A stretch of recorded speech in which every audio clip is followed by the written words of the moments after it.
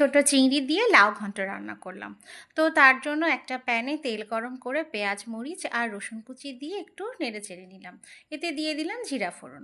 তারপর এটাকে সুন্দর করে নেড়ে এতে চিংড়ি মাছগুলো দিয়ে দিলাম। তো চিংড়ি মাছগুলোকে আমি ধুয়ে হলুদ লবণ দিয়ে মেখে নিয়েছি। এরপর একটু নাড়াচাড়া করে এতে দিয়ে দিলাম হলুদ আর পরিমাণ মতো লবণ। তারপর এটাকে নেড়ে চেড়ে চিংড়ি মাছগুলোকে ভাজা ভাজা করে নিলাম। এতে দিয়ে দিলাম লাউ কুচি আর দিলাম একটা আলু কুচি। তারপর এটাকে সুন্দর করে এভাবে মিক্স করে নিলাম।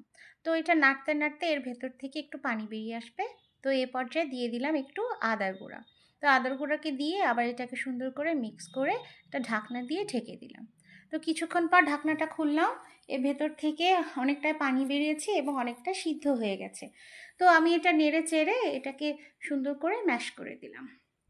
তো এভাবে খুন্তি দিয়ে ম্যাশ করে নাড়তে থাকবো। এক পর্যায়ে এর ভেতরের পানিটা সমস্তটাই শুকিয়ে আসবে। তো এভাবে নেড়েচেড়ে পানিটা শুকিয়ে গেলে নামিয়ে পরিবেশন করব মজাদার ছোট চিংড়ি দিয়ে লাউ ঘন্ট। তো আমার ভিডিওটি ভালো লাগলে তোমরা লাইক কমেন্ট এবং শেয়ার করতে ভুলো না। ধন্যবাদ সবাইকে।